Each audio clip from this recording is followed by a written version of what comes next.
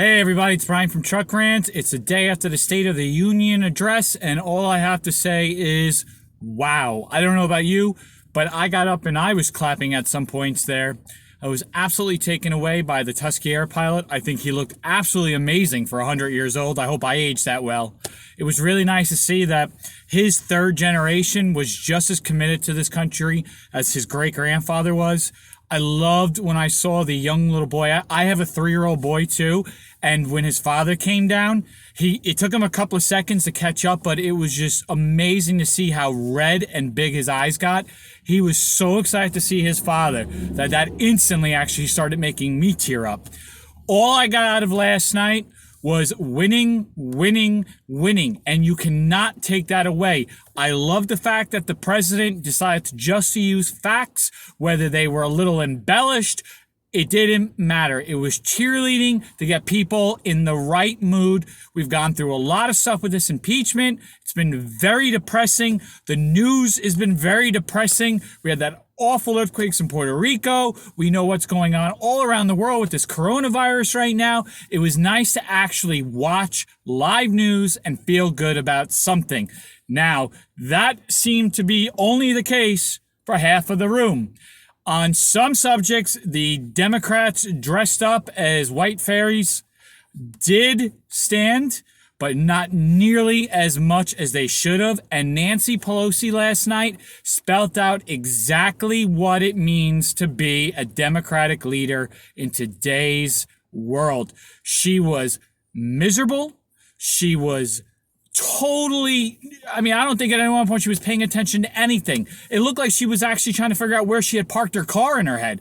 She was the whole time. I couldn't stop watching at her because she looked like this big white halo, behind the big orange man.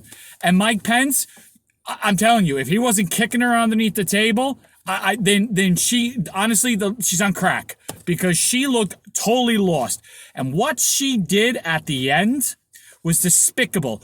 About 109 minutes into the speech, about an hour and 9 minutes into the speech, someone up in the in the Democratic side was making some comments, and you could see her hushing that person down. And you could see her pointing, literally bringing attention to herself there, which I found very selfish. But how dare she sit there and tell someone not to act like a child when she herself at the end acted like my 3-year-old when I bring him to the toy store and he doesn't get what he wants.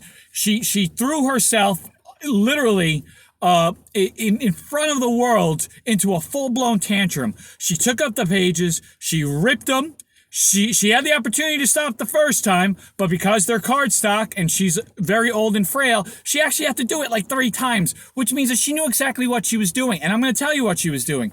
She was trying to make sure that they had a talking point today other than Trump possibly snuffing her for a handshake. Now, 2 things. I would never, ever shake that lady's hand. They haven't spoken in 4 months. And the last thing that she said, laughing on TV about Trump before the impeachment had started, that regardless of what was going to happen, he would always be an impeached president. So you know what? You don't think he sees this stuff? She doesn't deserve to touch him. You could tell Mike Pence was disgusted. He probably had some Purcell in his pocket. The minute he had to shake her hand, he was probably wiping away that Democratic filth because she's a horrible person, folks. She's nasty. Her daughter says she's nasty. Anyone that works for her says she's nasty. And last night, she was just nasty. And if that's the face the Democrats want to be their party, other than half of them in the audience, like Nadler, like Adam Schiff,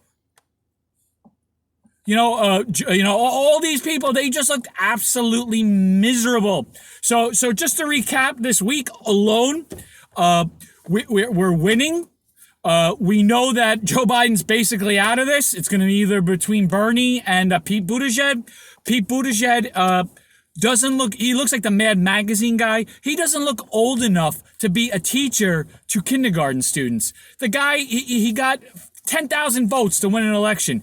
To think that he could be a president is unbelievable. And if he wants to play the whole, well, I'm different because I'm gay, which how that matters anymore in this world, I don't understand. And we all know the other guy's a total communist. In fact, I'm going to do a 30-minute video on where he came from, how he got there and did nothing, and how he's run for president. So if you took anything from that State of the Union address last night, is that America is winning.